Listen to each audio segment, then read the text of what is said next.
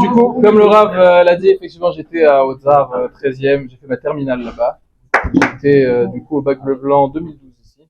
Je suis venu aussi à la yeshiva pendant mon bac bleu blanc, donc ça fait 12 ans. Et donc après la terminale, je suis venu étudier dans cette yeshiva. En tout et pour tout, j'ai passé ici, on va dire 4 ans, sur un programme, on appelle ça Mahal Esder. Donc j'ai d'abord fait 1 an de yeshiva, 1 an et 8 mois d'armée. Je suis revenu encore un peu moins de 2 ans à la yeshiva, donc en tout 4 ans. Je vais parler un peu de cette période. C'est fait par étapes, parce que vraiment la première année, c'est une année où on découvre, on arrive en Israël, on découvre déjà Israël, on découvre le monde de la yeshiva. C'était une année qui était, je pense, très importante pour tout le reste de la vie jusqu'à maintenant, parce qu'on commence à apprendre les bases déjà de la Torah, mais ce qui est particulier aussi ici que j'ai senti, c'est qu'on n'a pas une Torah, des fois c'est un peu dur de sentir, on est dans un Beth Midrash, on étudie la Torah, on sort du Beth Midrash, comment est-ce qu'on fait le lien entre les deux? Ici on a vraiment l'impression que ce qu'on essaye d'enseigner et de transmettre, c'est comment est-ce qu'on arrive à vivre la Torah qu'on apprend. Je sais plus s'il y a encore sur le Beth Midrash ici, mais je sais qu'à l'époque il y avait une phrase qui était les Choubanim Shimouli. De suite jusqu'ici. Et je crois que l'idée c'est vraiment de savoir dire, ok, maintenant on étudie, on est au Beth Midrash, on étudie, mais il faut savoir aussi les Choubanim, c'est partir aussi, mais partir avec ce qu'on a appris ici, avec un bagage de Torah qui peut nous accompagner après dans la vie. Et ça, c'est vraiment quelque chose que j'ai senti dès le début. Et en dehors aussi du niveau que... C'est-à-dire que la première année, c'est vrai que c'était plus encadré, plus tranquille, plus adapté aux Français, on va dire. La yeshiva qui est après l'armée, c'est un autre niveau. On arrive déjà avec une autre expérience, avec une autre maturité, on est un peu plus autonome, etc. Mais ça permet vraiment, les deux ensemble, permettent vraiment de construire quelque chose un bagage qui est vraiment solide, donc, et dans le niveau d'études qui permet de pouvoir étudier après seul, mais aussi dans la conception des choses, dans la vision des choses, de savoir vivre avec la Torah qu'on a appris ici. Et je pense que c'est aussi beaucoup avec non seulement le niveau de Torah qu'il y a ici, mais c'est ici chaque rave ou chaque personne que vous allez croiser, il n'y a pas que le côté on transmet la Torah, mais il y a un côté très humain. Il y a un côté très humain d'accompagnement, d'amour de chaque personne qui se trouve.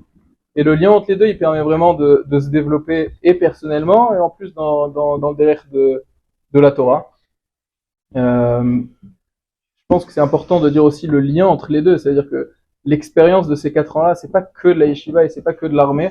Vraiment les deux ensemble, parce qu'à l'armée, bon, on fait des choses importantes, on apprend, on apprend à faire des choses qui seront pas les choses qu'on a l'habitude de voir en France, etc. On prend de la maturité, on prend de l'autonomie, et quand on arrive à lier les deux, et ce qu'on a vu à l'armée, ce qu'on a fait, il y a quelque chose d'hyper important dans l'armée, de savoir qu'on a donné de soi, de son temps, de sa vie au Ham Israël. Alors, ça apporte aussi quelque chose, et je pense que l'ensemble des deux jusqu'à aujourd'hui, je sens que ce soit dans l'éducation des enfants, dans la façon dont je travaille, dans les choix que je vais faire dans la vie, je sais que c'est des choses qui viennent profondément de ce que j'ai appris ici pendant ces 4 ans, que ce soit et à l'armée et à la yeshiva. Un autre point qui est important aussi, je pense, entre le lien qu'il y a entre l'armée et la yeshiva.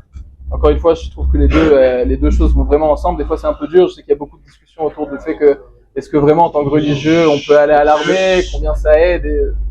Moi, je sais qu'on est rentré, parce que les programmes de SDR, c'est un programme qui fait partie, c'est-à-dire qu'on prend des gens qui étudient à la yeshiva, et en groupe de yeshiva, on les amène à l'armée. Et le fait d'arriver comme ça, 25 personnes qui viennent de la yeshiva, et qui servent ensemble dans l'armée, ça donne une force déjà, pas seulement à nous. Déjà, on est fort entre nous, parce qu'on est 25 ensemble. Il y a même pas de place pour avoir des doutes. Mais le fait qu'on arrive aussi, il y a un énorme Kiddush Hashem qui se fait dans l'armée, ça faut savoir. Je sais, même encore aujourd'hui, en Milouim, où les gens, une petite anecdote qui peut juste montrer ça, je suis rentré dans une nouvelle unité de Milouim, il y a un officier qui est arrivé aussi, pas religieux du tout. Il me dit alors, qu'est-ce que tu penses de l'unité, etc. Je lui pose la même question, il me dit, je vois qu'il y a beaucoup de religieux, donc ça veut dire que l'endroit est bon. Et lui, pas religieux du tout. Il y a une image comme ça que les gens qui ont étudié, les gens qui ont fait la yeshiva, les gens qui comprennent, parce qu'en fait au final tu comprends pourquoi tu fais l'armée, c'est pas juste parce que on est dans un jeu vidéo où c'est sympa d'avoir une arme, c'est sympa de tirer. Il y a une vraie histoire derrière, on continue une histoire énorme et on sert le pays. Ça donne une motivation qui est décuplée vraiment, et on voit ça dans les faits. En général, les gens qui viennent de yeshivot, c'est souvent les plus performants aussi à l'armée, donc ça c'est vraiment quelque chose qu'on voit sur le terrain. Ça, c'est plus sur le côté Yeshiva armée.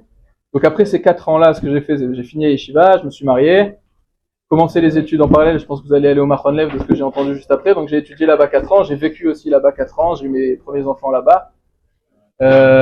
Donc là-bas, qu'est-ce que j'ai étudié? J'ai étudié, ça s'appelle Handasat Ta'assia Ve'Niyul, c'est le génie industriel, avec une spécialisation dans tout ce qui est système de données informatique. Donc 4 ans pour devenir ingénieur. Et aujourd'hui, maintenant, ça fait 4 ans que je travaille dans une boîte. On va définir ça comme de l'high-tech. En gros, ce qu'on fait, nous, dans la boîte, j'ai vu quelqu'un avec un t-shirt Balmain là-bas.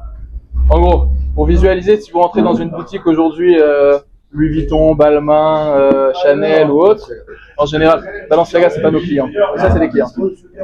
Vous rentrez en général, vous allez avoir un vendeur avec un iPhone. Dans son iPhone, il a une application, il a toutes les données qu'il faut sur les clients qu'il faut, avec tous les achats, quand est-ce, combien il a dépensé, etc. Nous, on développe ces applications-là. Donc, il y a tout un... C'est-à-dire qu'il y a beaucoup de développeurs. Donc, moi, mon travail, c'est dans un premier temps, au début, c'était plus de l'implémentation. On a un système de données informatique où on arrive à automatiser des choses, des process, on arrive à développer des applications qui vont pouvoir être utilisées dans ce genre de monde. Aujourd'hui, je suis plus responsable des équipes de développement et d'implémentation. Et le bureau, tout à l'heure je vous ai rejoint dans le bus vers la Tacha Merkazit, nos bureaux sont vraiment juste là-bas. Je suis juste descendu pour vous rejoindre. Donc à Yerushalayim, avec des bonnes conditions Baruch Hashem. Et ça c'est plus ou moins sur le niveau professionnel. Donc le Machon Lev, vous allez voir, il y a plein de parcours différents, mais ça c'est le parcours que moi j'ai choisi. Il y a la Parnassa en Israël, Baruch Hashem. Et voilà, en très gros, faut vous faire perdre plus de temps que ça. Mais voilà, ça c'est mon histoire.